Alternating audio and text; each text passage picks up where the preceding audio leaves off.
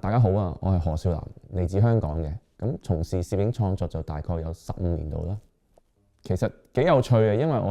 本身有啲朋友，之前攝影師嘅朋友都參加過京都攝影節嘅。咁我就對於京都攝影節就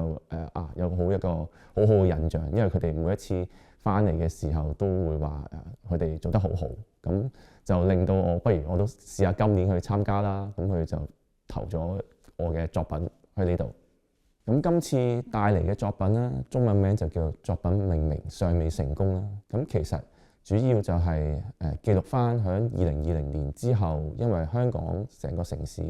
經歷過一啲社會動盪啦，同埋Covid 之後嘅情況。咁我就會去拍攝翻響成個事件過後嘅一啲遺留落嚟一啲痕跡啦，去記錄翻成個城市嘅一啲變化。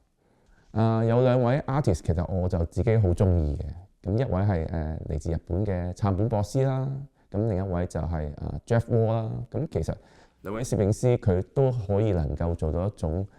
畫面好寧靜，但係內容好豐富，同埋場面亦都可以好震撼。咁呢樣嘢係好影響到我本身嘅創作，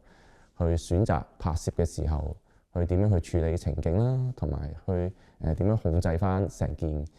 作品展覽嘅時候點樣去 present 出嚟嘅方法。期待今次響京都國際攝影節嘅展出啦，可以分享到我嘅作品俾世界各地唔同嘅朋友啦，即係當然還有